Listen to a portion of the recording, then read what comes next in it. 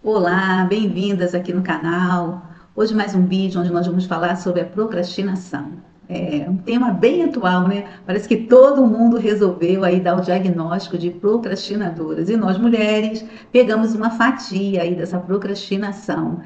E aí vamos ver se de fato realmente essa fatia vai ficar conosco ou se a gente vai mandar essa procrastinação para um outro lugar. Porque pensa bem, procrastinar o autocuidado. A gente está fazendo como se fosse, né, uma dor para gente que quer praticar o autocuidado. E aí muitas mulheres ficam, vou ao salão de cabeleireiro para aumentar minha autoestima, quero fazer minhas unhas para aumentar minha autoestima, quero comprar uma roupa porque eu estou precisando, porque eu preciso melhorar minha autoestima.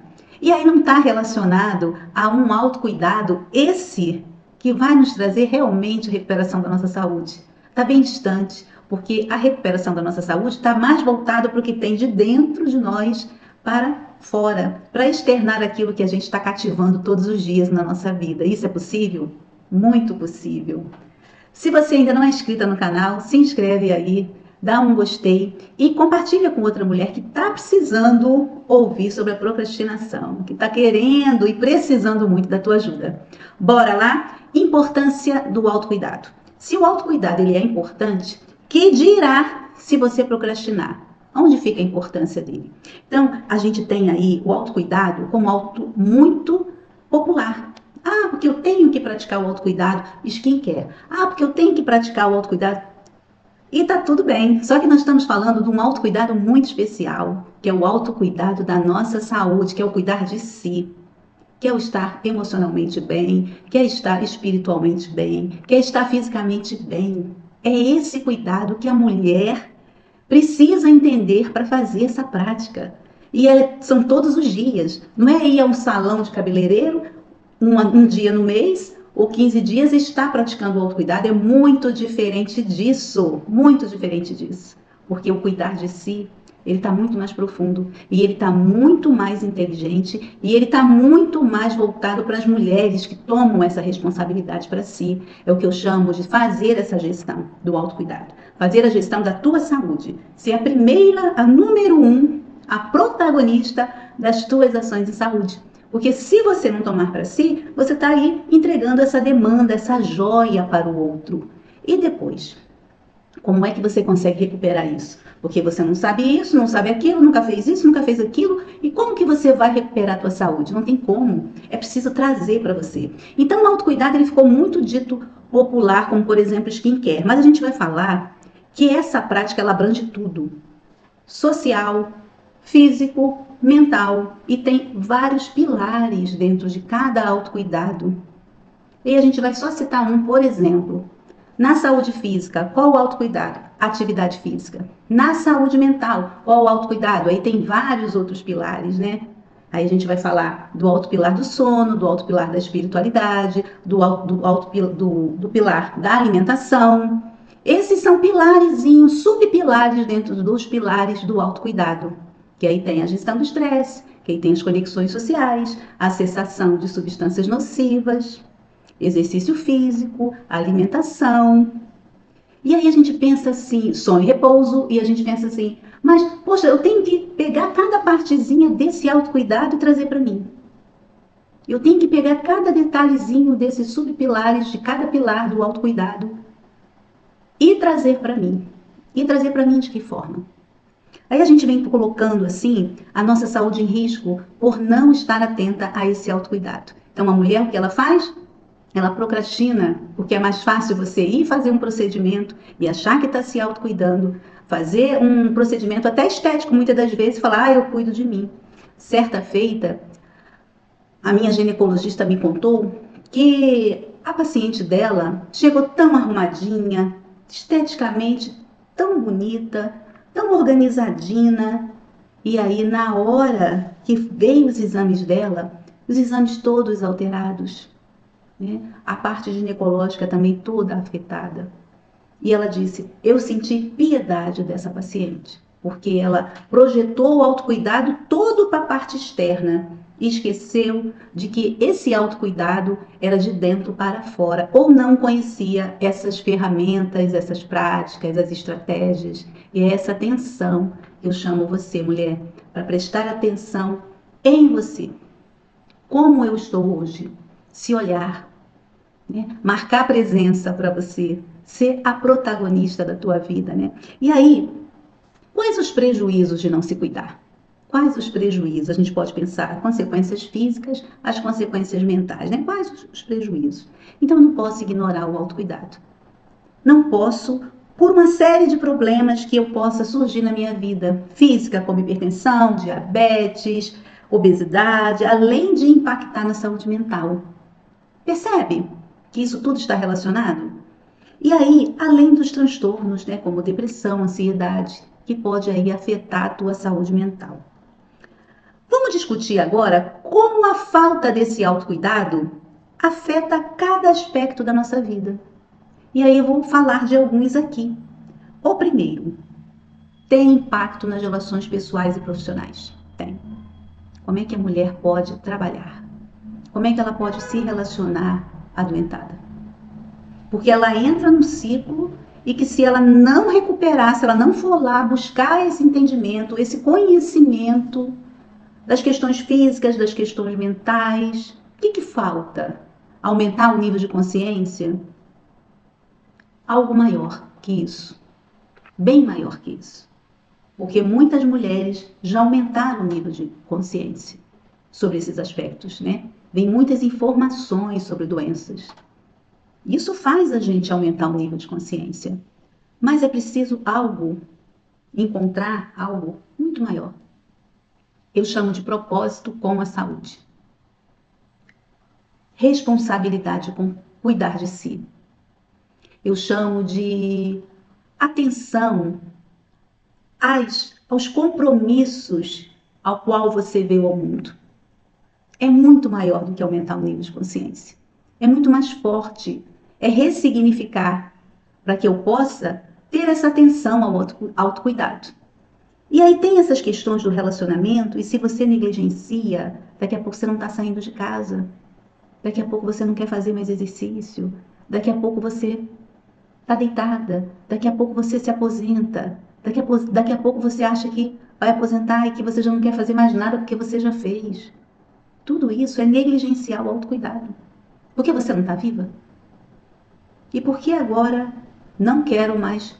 Você pode não querer compromissos profissionais. Você já trabalhou a sua demanda, já atendeu ali os seus requisitos, seus critérios. Mas estamos falando do autocuidado para a vida.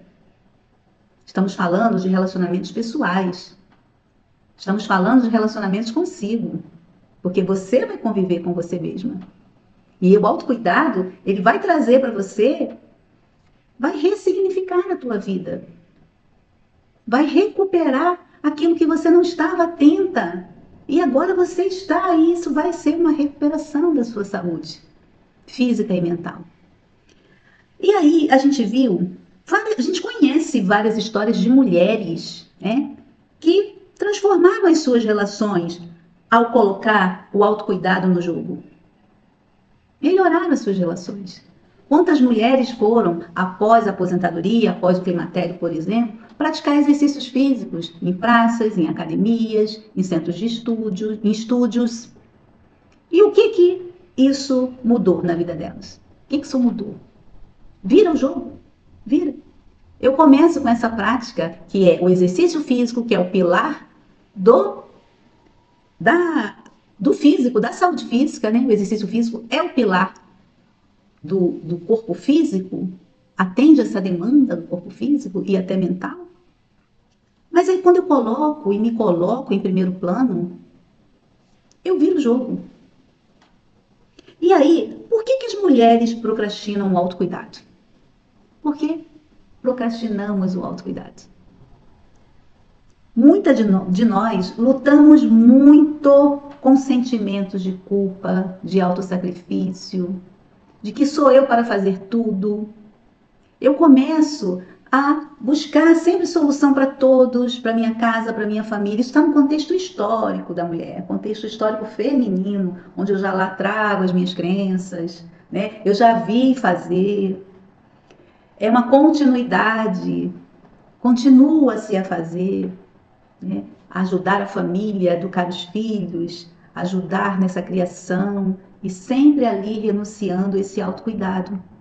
Por negligência, por desconhecimento, por ainda não conseguir ir lá, voltar, buscar, trazer esse autocuidado, né? De desmistificar esse popular de que o autocuidado é mudar a cor do cabelo, é usar uma maquiagem diferente, é comprar, desmistificar, porque não é somente isso. Isso é o que cuida do corpo externo, mas estamos falando do que nós não estamos vendo.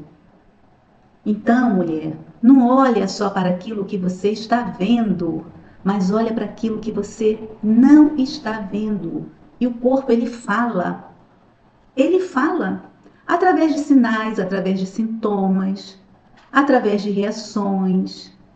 Ele desencadeia muitas situações que são perceptíveis, possíveis de você, mas para isso existe prática, ferramenta, estratégia para você se reconectar com isso. Certa feita, perguntei a uma paciente o que ela gostava de fazer. Isso estava na anamnese dela. E ela caiu no pranto. Caiu no pranto. Eu precisei chamar uma psicóloga que estava lá no meu setor, fazendo um atendimento com os acadêmicos da psicologia, e foram atendê-la. Ela caiu no pranto. E quando eu voltei para fazer os procedimentos, e de punção venosa, de medicamentos, de curativos, ela me contou que ela passou uma vida inteira trabalhando, juntando, fazendo investimentos para quando se aposentasse ir morar na praia. Olha que bacana, isso era a vontade dela. E assim ela fez. Juntou os investimentos, comprou a casa e aos 52 anos ela já estava aposentada, tinha acabado de se aposentar e descobriu uma doença grave. E aí, por que ela caiu no pranto? Porque ela disse que gostava de plantar, gostava de pintar, gostava de desenhar, gostava de fazer, costurar. Que ela viu a mãe, a avó costurar a vida inteira e ela tinha vontade que quando se aposentasse ela costurasse. E ela não colocou nesse contexto, né, sem julgamentos, sem críticas a respeito da escolha de cada um, mas aí aproveitando esse exemplo para trazer para a gente reflexões importantes sobre a importância do autocuidado, a importância de não negligenciar. E aí se foi por negligência, se foi por desconhecimento, se foi por prestar só atenção a esse corpo físico de forma externa, seja lá o motivo, qual é a chamada de atenção aqui? Que a mulher, ela tem a ideia sempre, e até em todas as culturas, que prevaleça a ideia de que ela tenha sempre que cuidar dos outros. Eu vou só conectar aqui um cabo e já volto. Só um minuto.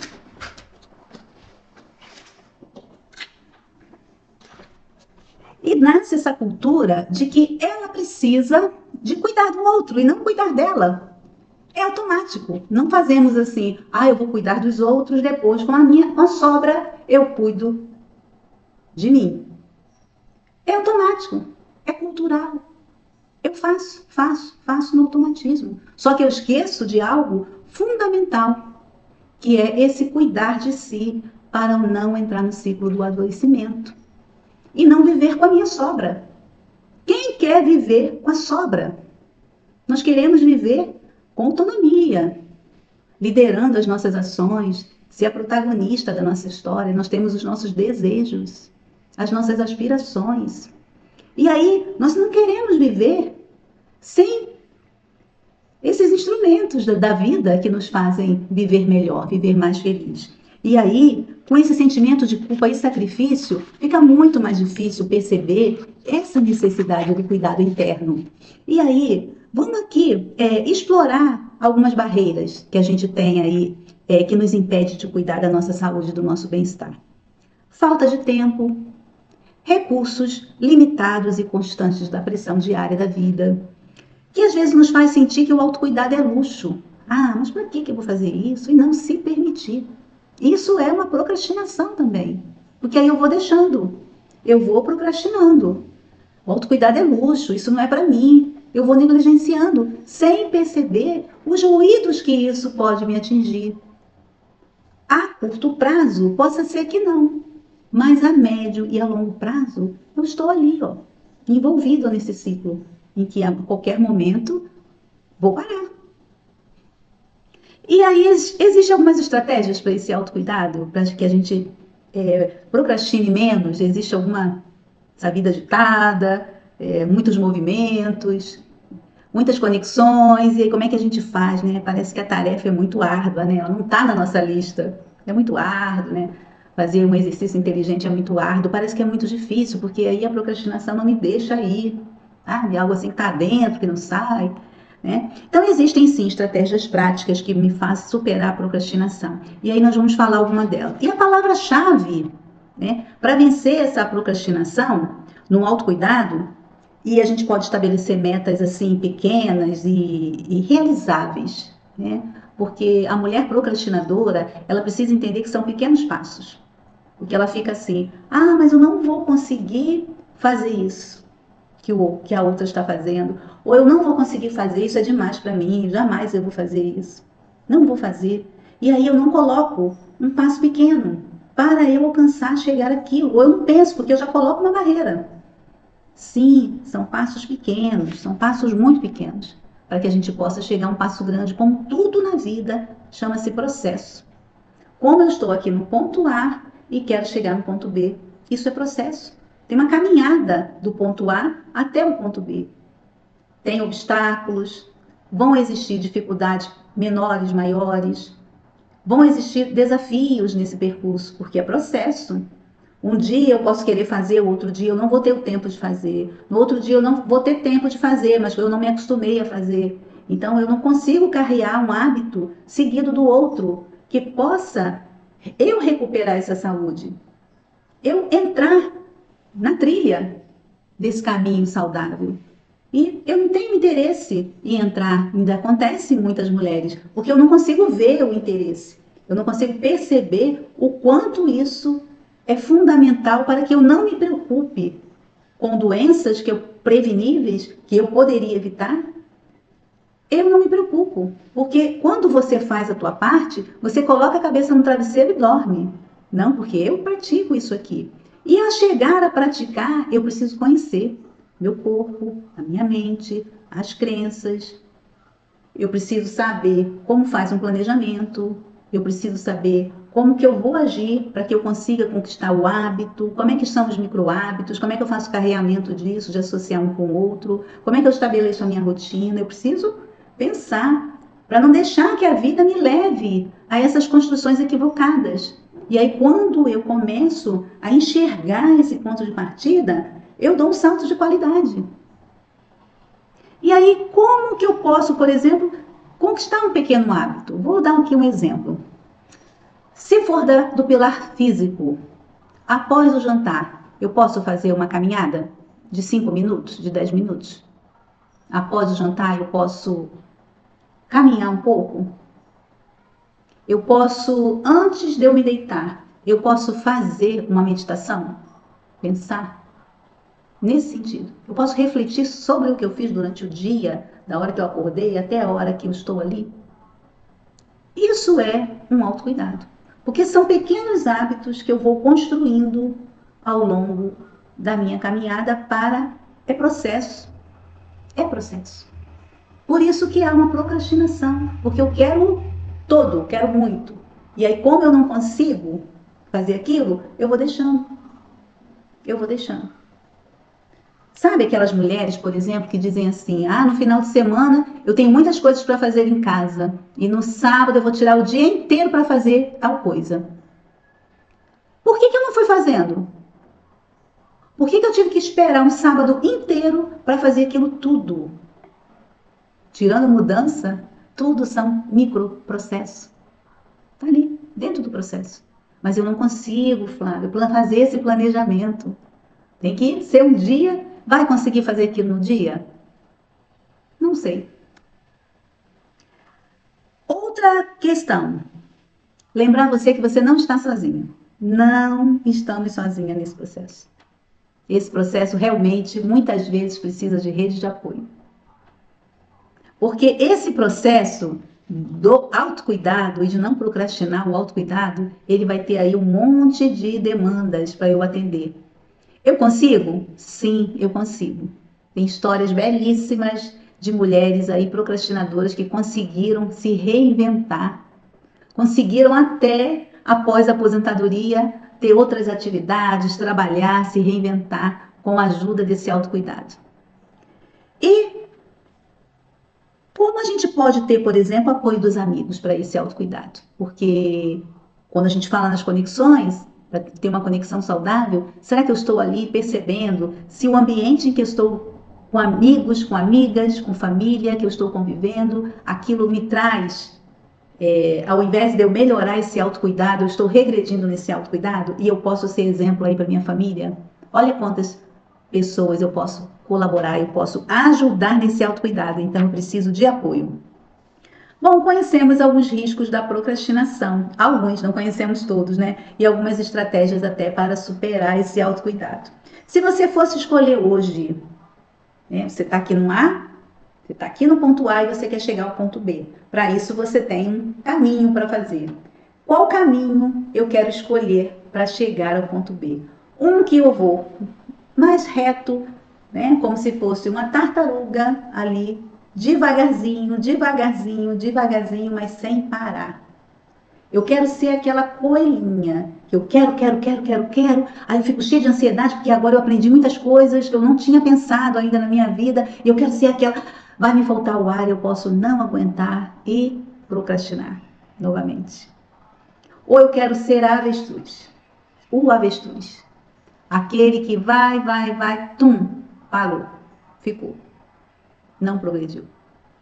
Então eu tenho sim como praticar esse autocuidado de forma inteligente, passo a passo, tempo a tempo, para que eu consiga conquistar um autocuidado sustentável, para que eu possa começar a recuperar a minha saúde de forma sustentável, porque daí eu vou ter condições de preservar, né, para evitar recaídas, para evitar que alguém me desestimule, para evitar que alguém coloque uma barreira. Ah, você faz isso, não sei como é que você consegue fazer isso. A gente escuta muito isso. Não sei como você consegue fazer isso. E aí a gente vai, e falta de tempo a gente vai continuar tendo, recursos limitados, constantes pressões, seja ela de todos os lados, mesmo as mulheres que já estão aposentadas, as que estão no mercado de trabalho vão sempre encontrar essa autopressão na vida diária e te falar que isso é um luxo. E quando você começa a comer diferente, as pessoas já ficam assim te olhando, olha, porque você está fazendo escolhas, né? Aqueles restaurantes têm vários pratos ali para você escolher, mas você só coloca no prato aquilo que você merece comer, aquilo que é bom para você. E deixa que cada um coloque no prato aquilo que ainda não entende, aquilo que acha que é melhor para si.